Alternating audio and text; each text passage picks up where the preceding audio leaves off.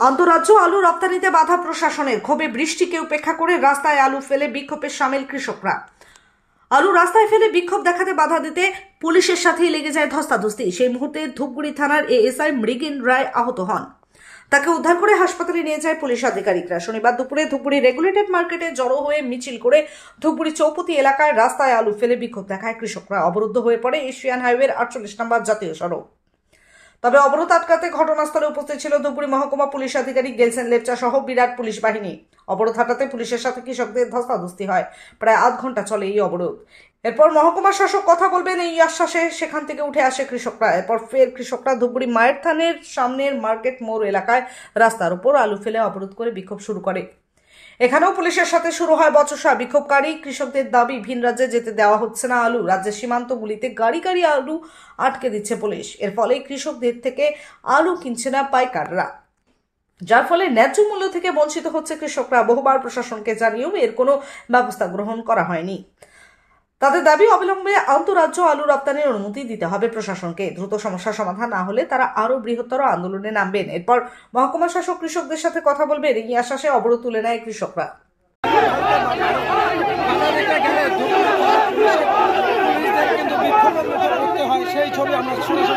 সমস্যা আমাদের সমস্যা হচ্ছে ভিন রাজ্যে সরকার আলু দিতে দিচ্ছে না, বর্ডারে পুলিশের জুলুমবাজি, সেখানে একটা মোটা অঙ্কের টাকা নিয়ে গাড়ি ছেড়ে দেওয়া হচ্ছে।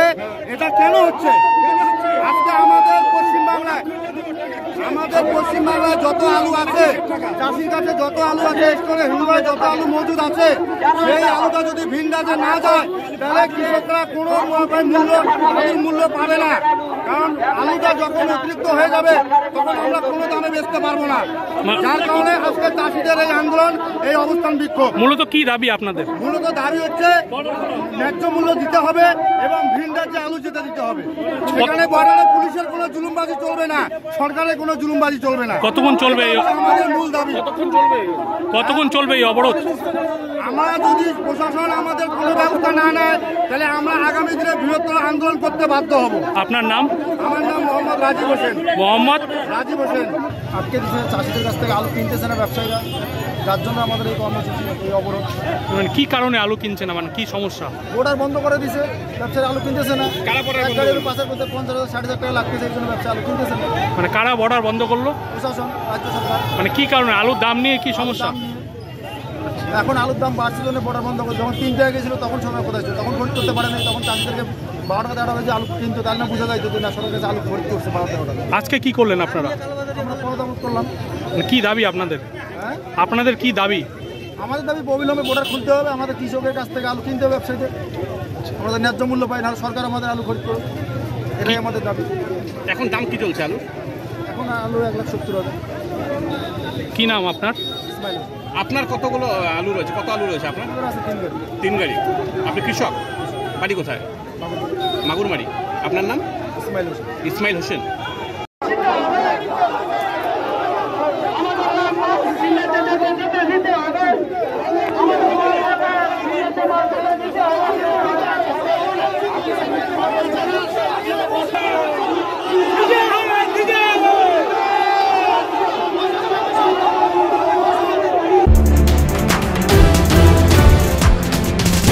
Lakshminarayan Megamart private limited, new counter, Rajkumar, the royal affair, a house of fancy sherwani, kurta, pajama, Indo-Western and suits and blazers.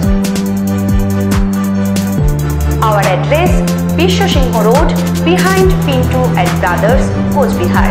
Contact 98320 50200.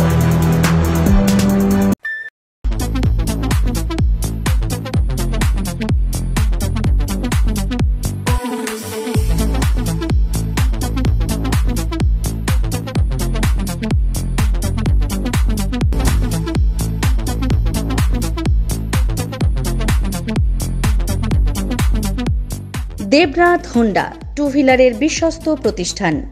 এখন মাত্র 9,999 টাকায় আপনার পছন্দের টু হুইলার। এছাড়াও পেয়ে যাচ্ছেন এক্সচেঞ্জ অফার, রয়েছে নিজস্ব ওয়ার্কশপ।